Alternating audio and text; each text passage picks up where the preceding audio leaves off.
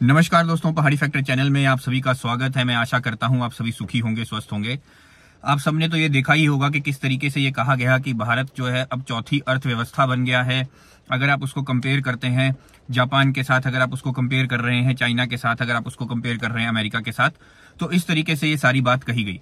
यहाँ पे समझने के लिए बहुत सारी चीजें हैं, बहुत सारी बातें हैं, बहुत सारे विषय हैं जो आज हम इस पे डिस्कस करने वाले हैं। हम ये कह तो रहे हैं कि भारत देश की जो है जीडीपी बढ़ी है, भारत देश का जो अर्थव्यवस्था है वो ज्यादा स्ट्रांग हुई है, लेकिन हम ये भूल रहे हैं कि भारत देश का साइज कितना बड़ा है, भारत देश अपने आप में कितना बड़ा देश है, कितने सारे लोग उसमें रहते हैं, हमारी जनसंख्या कितनी ज्यादा है। तो अगर हम जनसंख्या से कंपैरिजन करें, अगर हम साइज के हिसाब से कंपैरिजन करें, तो भारत की अर्थव्यवस्था कोई बहुत ज्यादा स्ट्रांग नहीं है।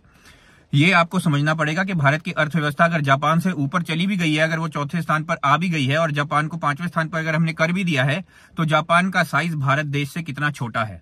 जापान के अंदर जो यंग जनरेशन है, जो यंग पॉपुलेशन है, वो बहुत कम है। जापान की जनसंख्या हमारे देश से बहुत कम है। तो हम ये कैसे क्लेम कर रहे हैं कि भारत देश जो है वो बहुत बड़ा देश बन गया है, भारत देश की जो अर्थव्यवस्था है बहुत ज्यादा बड़ी हो गई है। आप झूठे प्रचार देख सकते हो, आप झूठे टेलीविजन शोज देख सकते हो, आप झूठी जो है मीडिया की कवरेज देख सकते हो, लेकिन सत्य इससे बहुत अलग है। सत्य इसमें यह है कि हमारी जो कंट्री है वो बहुत बड़ी कंट्री है, हमारी कंट्री का जो साइज है वो बहुत बड़ा साइज है। और उस हिसाब से अगर देखा जाए तो जो नंबर अभी हमें दिखाया गया है, जो जीडीपी का नंबर अभी हमें दिखाया गया है, उसके हिसाब से अगर देखा जाए तो भारत देश का कम से कम नहीं तो 12 के आसपास होना चाहिए था। यहाँ पे ये चीज आपको समझनी पड़ेगी कि जो सबसे पहला जो देश है, यानी नंबर 1 है यूनाइटेड स्टेट्स ऑफ अमेरिका, उसकी तकरीबन 30 ट्रिलियन की इकोनॉमी है। उसके बाद जो चाइना आता है तकरीबन 19 ट्रिलियन की इकोनॉमी है। उसके बाद आपका जर्मनी आता है कि तकरीबन 4.8 के आसपास की इकोनॉमी है। और उसके बाद इंडिया आता है जिसकी 4.77 है शायद, और उसके बाद जापान आता है जिसकी 4.76 है। तो यानी कि तकरीबन देखा जाए तो जापान से हम थोड़ा सा ही आगे हैं, जिसे बोला जाता है ना, बिल्कुल थोड़ा सा कदम, एक जरा सा कदम हम उससे आगे हैं। लेकिन जापान का जो साइज है वो हमारे देश से कितना छोटा है ये आप अच्छे तरीके से जानते हैं। जापान टेक्नोलॉजी में हमसे कितना आगे है आप अच्छे तरीके से जानते हैं। इसका मतलब क्या है कि यदि एक छोटा देश हमारे बराबर की इकोनॉमी रखता है, उसका मतलब सीधा सीधा सा है कि उसके देश के अंदर रहने वाले जितने भी लोग हैं वो बहुत सुखी हैं, उसके देश के अंदर रहने वाले जितने भी लोग हैं वो अमीर हैं, वहां पर बहुत बढ़िया तरीके से सब कुछ किया गया है, वहां पे टेक्नोलॉजीज बहुत अच्छी हैं, बहुत उन्नत है, और उन्होंने साइंस टेक्नोलॉजी के अंदर बहुत ज्यादा इन्वेस्टमेंट की है। और ये हम सबको पता भी है। अगर आप नहीं भी जानते हैं, अगर आपने वो देश नहीं देखा है, मैंने वो देश देखा है, मैं मिला हूं वहां के लोगों के साथ, मेरे अच्छे दोस्त हैं जो जापान में भी रहते हैं, और मुझे पता है कि जापान की इकोनॉमी क्यों है इतनी बढ़िया, जापान क्यों इतने बढ़िया तरीके से उन्नत हुआ है। जापान के पास आप जानते हैं दुनिया की सबसे पहली बुलेट ट्रेन है, जापान के पास दुनिया की सबसे बेहतरीन टेक्नोलॉजीज हैं, चाहे वो अर्थक्वेक प्रूफ बिल्डिंग्स हो, चाहे वो ऐसी सड़कें हो जिनके अंदर सेंसर्स लगे होते हैं, वो जो सर्दियों में भी गर्म रहती हैं, इस तरह की सड़कें भी जापान के अंदर मौजूद हैं। तो जापान भारत देश से बहुत आगे है। ये जबरदस्ती की हंसी, ये जबरदस्ती की खुशी जो आप सब महसूस कर रहे हो, जो आप इतना खुश हो रहे हो कि भारत आज चौथे स्थान पर पहुंच गया है, जापान को पीछे छोड़ दिया है, ये कोई बड़ी बात नहीं है। मजा तब आता अगर भारत देश जो है वो चाइना को पीछे छोड़ता। लेकिन चाइना को आप पीछे कैसे छोड़ोगे? चाइना तो तकरीबन 19 ट्रिलियन है और आप सिर्फ 4 ट्रिलियन हो। 4 नहीं तो ज्यादा से ज्यादा 5 मान लो अपने आप को। अब 5 ट्रिलियन भी हो तो भी वो 19 ट्रिलियन है, तो यानी आपसे 3 गुना से भी ज्यादा उसकी इकोनॉमी है। और चाइना के अंदर ऐसा क्या खास किया गया है जो भारत नहीं कर सका?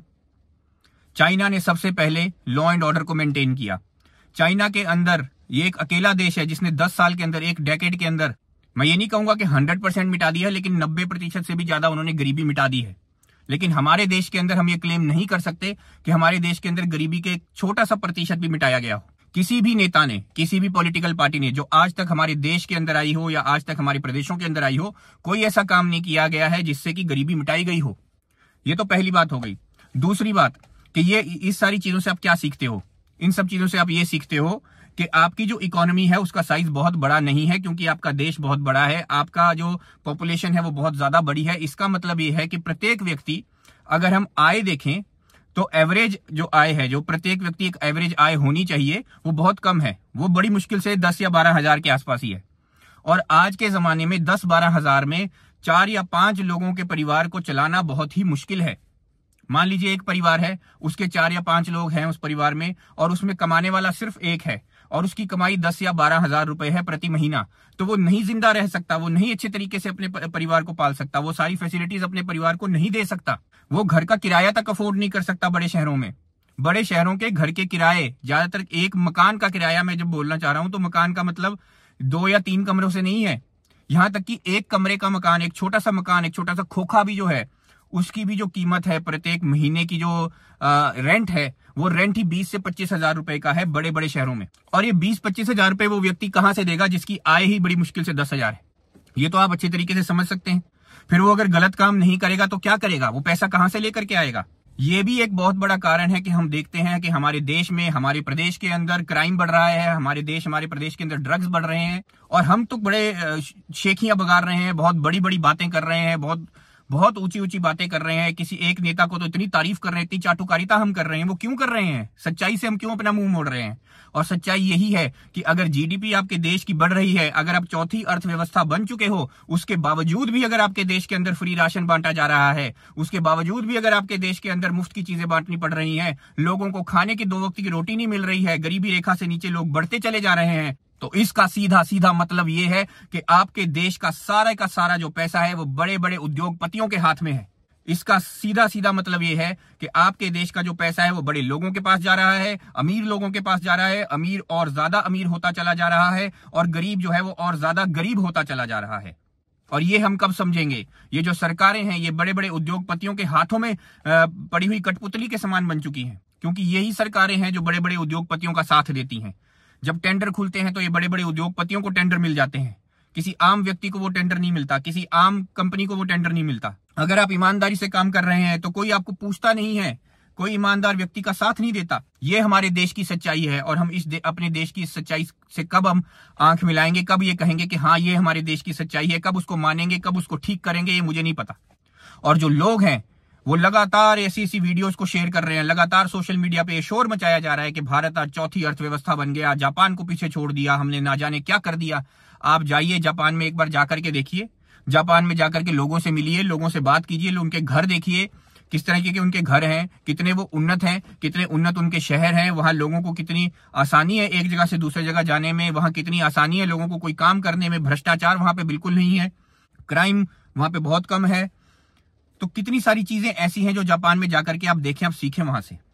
और आप उसको भी छोड़ दीजिए, चाइना को देखिए, चाइना कितना बड़ा देश बन चुका है आज। अब ठीक है, आप कह सकते हैं कि चाइना का साइज बहुत बड़ा है, चाइना बहुत बड़ा देश है, चाइना की पॉपुलेशन बहुत बड़ी है, लेकिन हम भी चाइना से पीछे नहीं है पॉपुलेशन में, पॉपुलेशन हमारी भी बहुत ज्यादा है। लेकिन जो सबसे बड़ी कमी हमारे देश के अंदर है वो है भ्रष्टाचार। नंबर 1 हमारे देश में भ्रष्टाचार बहुत ज्यादा है। दूसरी बात जो मैं आपको कहना चाहता हूं कि हमारे देश के अंदर ये नेतावाद, जातिवाद और ये धर्म की राजनीतियां ये बहुत ज्यादा है। जब नेतावाद की मैं बात कर रहा हूं तो उसका मतलब ये है कि एक ही नेता के पीछे हम पागलों की तरह लगे रहते हैं, आंखें अपनी नहीं खोलते, दिमाग अपना नहीं खोलते, सच्चाई को एक्सेप्ट नहीं करते, एक ही पार्टी के पीछे पड़े रहते हैं बिना बात के, बिना सोचे समझे। और हम अपने साथ गद्दारी नहीं कर रहे हैं, ये हम अपने बच्चों के साथ भी गद्दारी कर रहे हैं। हमारी आगे आने वाली जनरेशंस को मुश्किल का सामना करना पड़ेगा। हम अभी तो झूठ बोलते रहेंगे, जितना मर्जी आप झूठ बोल लीजिएगा, लेकिन उसका खामियाजा आपके बच्चों को भुगतना पड़ेगा। मैंने बड़ी बड़ी कंपनीज में आज भी इंजीनियर्स को काम करते देखा है, जो बड़ी बड़ी कंपनीज में काम कर रहे हैं, उसके बावजूद भी उनकी जो सैलरी है वो बड़ी मुश्किल से 15 या 20 हजार रुपए महीना सैलरी है। और ये सैलरी की मैं बात कर रहा हूं मुंबई जैसे शहरों में। और मुंबई जैसे शहरों में रहना कितना मुश्किल है ये आप अच्छी तरीके से जानते हैं। और वो मजबूर है कि एक ही कमरे में 5-5 लोगों को एक साथ रहना पड़ता है, मजदूरों की तरह उनको रहना पड़ता है। और हमारे देश में जो गरीब लोग हैं, जो गरीबी रेखा से नीचे हैं, उनके बारे में कब कोई सोचेगा? उनके बारे में सोचने का समय ही नहीं है किसी के पास। इकोनॉमी बढ़ रही है, देश आगे बढ़ रहा है, मुझे नजर नहीं आ रहा है, आपको नजर आ रहा है तो बहुत अच्छी बात है, आपको लग रहा है कि ये देश आगे बढ़ रहा है तो बहुत अच्छी बात है। लेकिन आप खुद देखते होंगे, आप अपने आसपास देखिए, आपके सरकारी स्कूलों का क्या हाल है, आपके सरकारी अस्पतालों का क्या हाल है, आपकी सड़कों का क्या हाल है। एयरपोर्ट बना या एक सड़क बनी, एक ब्रिज बना और एक ही बारिश में टूट गया, उसका क्या मतलब है? उसका मतलब है भ्रष्टाचार हो रहा है। आप उसको एक्सेप्ट ही नहीं करना चाह रहे, तो ये तो आपकी कमी है, इसमें मेरी कोई कमी नहीं है या किसी और की कोई कमी नहीं है।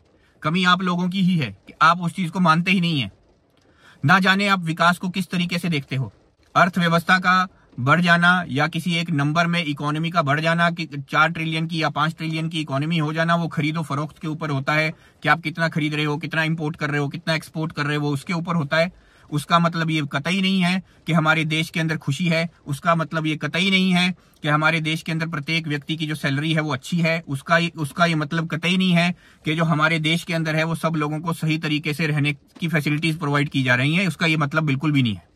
उसका सीधा सीधा मतलब यही है। अगर उसके बावजूद भी आप देखते हैं, इतनी 4 ट्रिलियन की इकोनॉमी होने के बावजूद भी अगर आप ये देखते हैं कि हमारे देश के अंदर खाने के लिए रोटी नहीं है, हमारे देश के अंदर मुफ्त राशन बांटना पड़ रहा है, हमारे देश के अंदर गरीबी रेखा से नीचे बहुत ज्यादा लोग हैं, हमारे देश के अंदर सही फैसिलिटीज मौजूद नहीं है, अस्पतालों की हालत खराब है, स्कूल की हालत खराब है, अगर आप ये देख रहे हैं कि सरकारें सही से काम नहीं करती, भ्रष्टाचार चरम पर है, तो उसका सीधा सीधा मतलब है कि सारे का सारा पैसा एक ही तरफ जा रहा है, वो पैसा आम आदमी तक, गरीब आदमी तक नहीं पहुंच रहा है। और ये चीज आपको बदलनी पड़ेगी, आपको अपनी सरकारें बदलनी पड़ेंगी, आपको नेता बदलने पड़ेंगे, आपको सबको अकाउंटेबल बनाना पड़ेगा, जवाबदेह बनाना पड़ेगा नेता को, क्योंकि नेता को आप चुनते हैं, वोट आपका जाता है और आपके पास पूरा पूरा राइट है ये सवाल करने का अपने नेता से कि मुझे फैसिलिटी क्यों नहीं मिल रही। अगर मेरा देश 4 ट्रिलियन से भी ज्यादा की इकोनॉमी बन चुका है, चौथी अर्थव्यवस्था बन चुका है, तो आज मेरे पास सही फैसिलिटी क्यों नहीं है, मुझे सही से इलाज क्यों नहीं मिल रहा, मुझे सही से घर क्यों नहीं मिल रहा, मैं घर क्यों नहीं खरीद पा रहा हूं। क्यों है ऐसा कि मेरे पास इतना पैसा ही नहीं है कि मैं घर खरीद पाऊं। आपकी कॉस्ट ऑफ लिविंग कहां पहुंच चुकी है। कॉस्ट ऑफ लिविंग के ऊपर मैंने एक अलग से वीडियो बनाया है, आप उस वीडियो को भी अच्छे से जरूर देखिए। आपको समझ में आना जरूरी है कि कॉस्ट ऑफ लिविंग क्या है। और आज के जमाने में हमारी कॉस्ट ऑफ लिविंग बढ़ चुकी है, महंगाई बढ़ चुकी है। आप खुद देखिए, हर चीज तो आपको महंगी खरीदनी पड़ती है, फिर आप कैसे कह सकते हो कि आप चौथी अर्थव्यवस्था हो। आप कोई चीज खरीद ही नहीं पाते हो। आपके घर के अंदर आप देखो, क्या सड़कें पूरी तरह से आपके घर तक मौजूद हैं? क्या हर एक घर के पास गाड़ी है?